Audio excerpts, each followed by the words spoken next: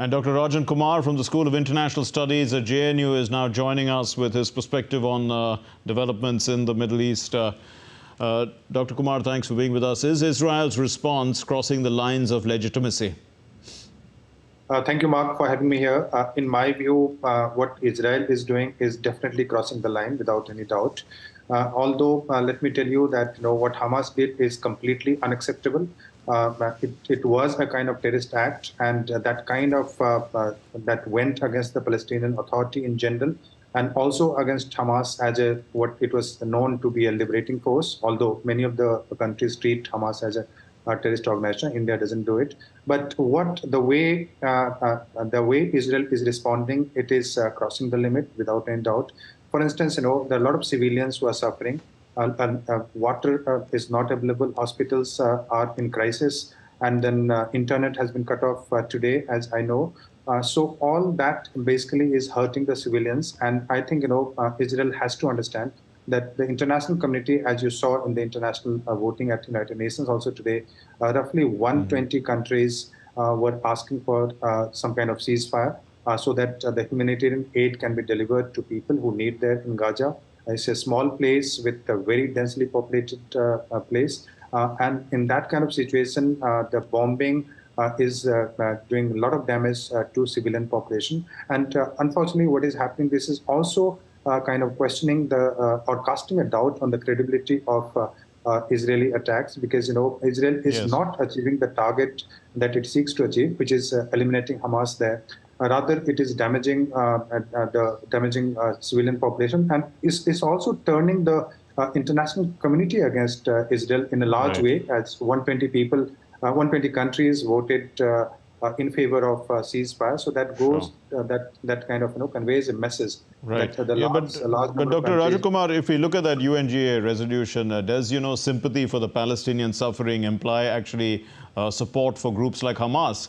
Why was the UNGA not able to make out the difference? I think the international community is divided. Let me tell you, there is no unity even among the Arab world. Forget about the West Asian countries. Forget about the rest of the world.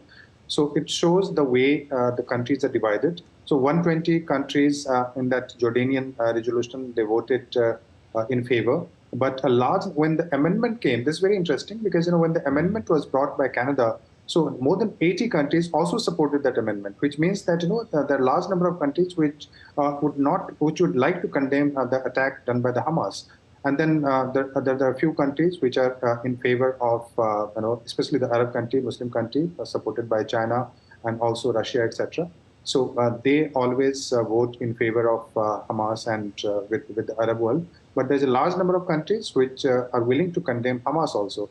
So, but United Nations resolution does not mean much in the practical terms, because number one, this is not binding, and Israel completely rejected, as you showed in your program, that Israeli ambassador there, he completely rejected the legitimacy of this resolution, and in the process, it also went on to say that UN has lost its legitimacy. So it will not have practical impact, but it shows the temperature, the way the world is seeing the crisis, and there's a fear.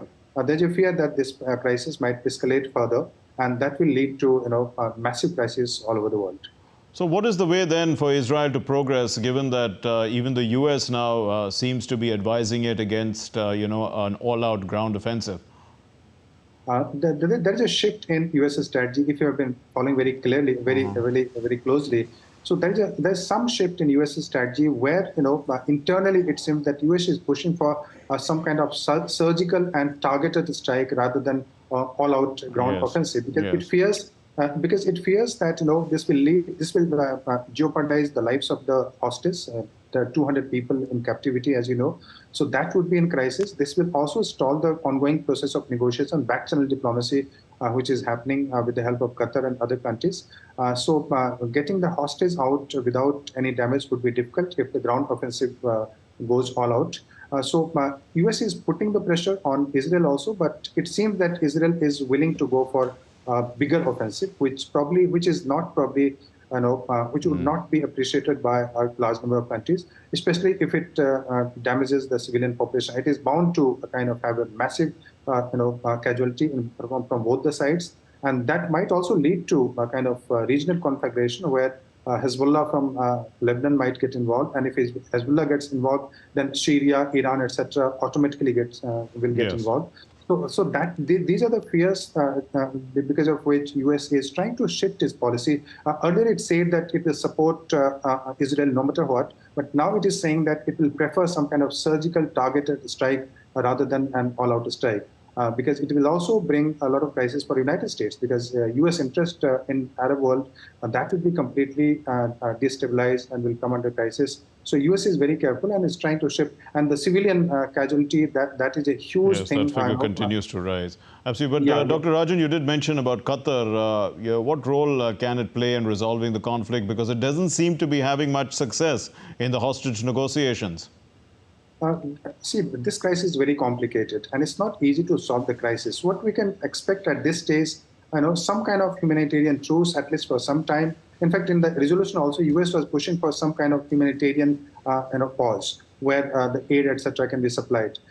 So we should look for some kind of ceasefire at the moment, not exactly the resolution of the crisis. That is not going to happen unless until Israel and other countries accept the two-state solution, or there is some novel formula which comes into play. But Qatar is playing a very important role in the Arab world. We have seen earlier in the case of the Taliban, where Doha was the place where all the negotiations were taking place, and it also has a play. It also has a center. It is also emerging as a center where Hamas, Iran, and Western countries and other countries are also negotiating.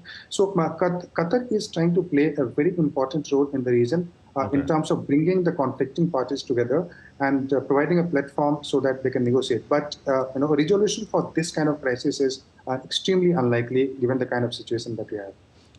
Thank you very much, Dr. Rajan Kumar from School of International Studies, JNU. Thank you for being with us.